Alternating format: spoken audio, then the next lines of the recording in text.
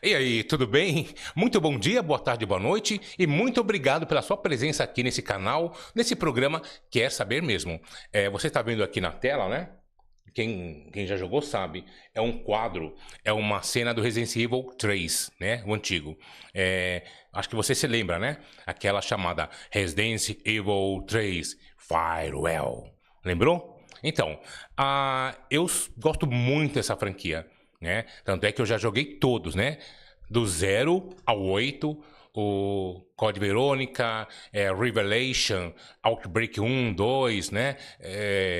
Origins, né? E eu gosto muito dessa franquia. E eu me recordo, né? Que quando eu joguei pela primeira, comprei um console, né? O PlayStation, aí eu era o PlayStation 1. Aí eu comprei um outro jogo, né? Nem sabia jogar, né?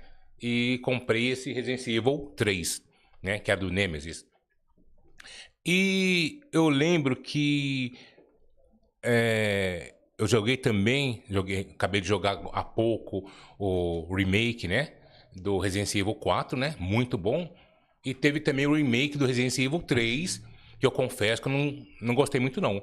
Provavelmente quem gostou muito é quem nunca tinha jogado o Resident Evil 3 antigo, né? Então eu achei muito fraquinho. Por exemplo, no final, né? O inimigo principal no final eu achei muito fraco, né? E eu gostava muito do Resident Evil 3, gostei, né? Porque tinha códigos para você fazer aquela coisa toda. E eu me lembro que nesse Resident Evil 3 Remake, né? A Jill acho que sai do trem, né? E tem um dispositivo lá, ela acha uma pedra e coloca, né? E geralmente quando acontece isso, tinha mais espaço para ela colocar outras pedras. Então, geralmente no jogo, quando acontece isso, você vai achando pedras pelo caminho durante o jogo, até você completar e abrir alguma porta. Pois é, ela colocou, né? Eu coloquei aquela pedra, acabou o jogo, não sei nem pra que aquilo. E quando eu joguei esse Resident Evil 3, isso acho que ele foi lançado em 1999, se eu não me engano, eu comprei meu console no ano 2000. E eu lembro que eu levei 8 meses para acabar o jogo. Por que 8 meses? Porque eu não tinha conhecimento nenhum. Aí que acontece? Hoje, às vezes você tá jogando, tem algum game, né? E você fica meio embaraçado de alguma coisa. No último caso, você vai olhar na internet, você tem que fazer para passar, aquela coisa toda. Eu mesmo gosto muito de fazer isso. Eu prefiro quebrar a cabeça, né? Mas se fica 3, 4, 5 dias, eu vou na internet e acho. Só que aí que tá. Na época, ainda não existia internet. A internet veio bem depois. Primeiro a internet veio pra gente. Primeiro a internet veio pro exército, depois pra faculdade e depois chegou pra gente ainda aquela internet de escada, que pra gente era o máximo. Então na época não tinha internet. Aí tinha aquela revista Detonado, né? Que hoje se você ficar com dificuldade, você vai na internet, tá lá o nome do jogo, você coloca Detonado e aparece passo a passo. Você tem que fazer pra passar de fase, né? Então, só que na época, quando eu comprei, aquela revista Detonado já havia saído da banca. Então não tinha como. Então as pessoas tinham jogado, estavam jogando, né? Tinham jogado, uma falava para outra, ligava, ó, conseguia a senha, aquela coisa toda. Então na época não existia internet. Quando eu fui jogar, a revista já tinha saído das bancas, né? Eu demorei 8 meses para zerar o jogo, né? Ou salvar, né? Coisas que seria semanas, dias, ou dependendo, né, da disponibilidade do jogador, horas. E aí o que acontece? Hoje, igual eu joguei recentemente o Resident Evil 4 em português. Na época, o jogo era em inglês e japonês. Quer dizer, eu na época não sabia nada de inglês. Japonês, então, nem se fala. Tanto é que eu confesso que o primeiro cursinho que eu fiz de inglês foi justamente por causa do jogo, né? Eu sempre gostei de estar em movimento. E aí eu tive que fazer uma cirurgia, aí eu estava na academia, né? Tava fazendo exercícios físicos. Então eu não poderia mais, né? Não poderia por algum tempo voltar para fazer exercícios físicos, né? Então eu falei, vou fazer o quê? Aí deu ideia. Eu entrei numa escola, fiz alguns meses de curso, né, de inglês, e eu já avisei isso por causa dos jogos, né? Porque eu não entendia nada de inglês, né? Não que eu entenda agora, mas tenho noção, né? Já não sou tão analfabeto assim. Eu me recordo até que numa das cenas do Resident Evil, né? Acho que a Jill, né? Que é seria uma das principais, né? Ela estava diante de uma porta de aço, né? E tinha um botão para apertar. E aí eu apertava o botão, aparecia lá escrito not happening, ou seja, nada aconteceu. Só que na época eu não sabia o que estava acontecendo. Eu ficava apertando, não sabia. E uma outra parte que eu me lembro, você olhava no mapa e todos os locais que ela ia já tinha ido, estava bloqueado. E tinha um local que ela tinha que passar, único. Aí quando você ia com ela, né, com a personagem, a Jill, tava tudo em chama, não conseguia passar. E aí você aproximava, né, da personagem, do bonequinho, e ela sofria danos, era queimada, gritava, e não sabia o que tinha que fazer. E tava escrito alguma coisa em japonês e inglês.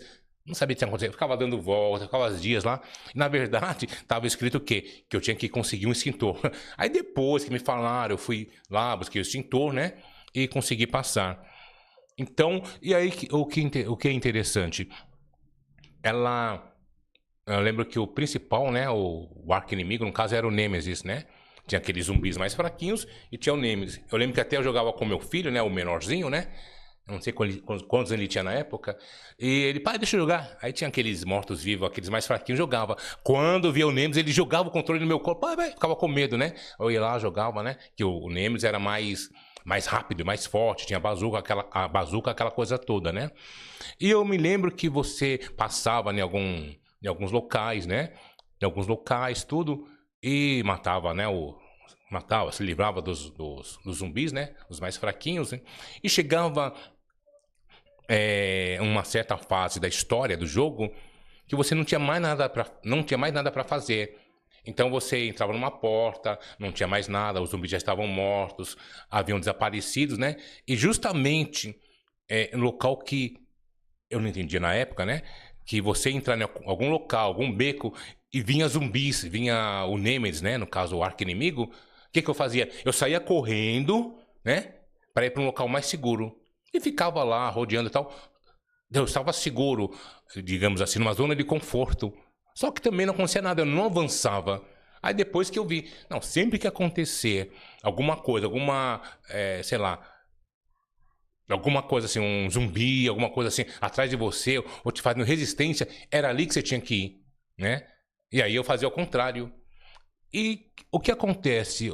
De repente veio assim um clarão, uma revelação, né?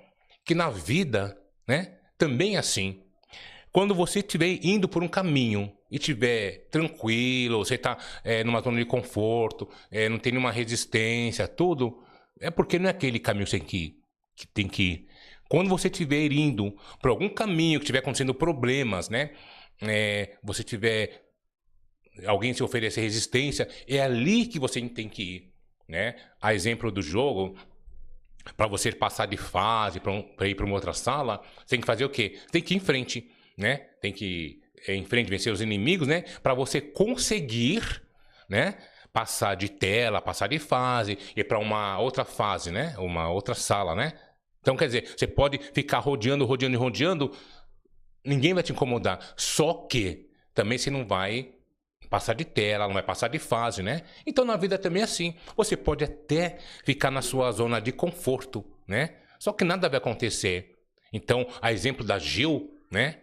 Quando você estiver num local que nada acontece, é hora de fazer o quê? Dar meia volta.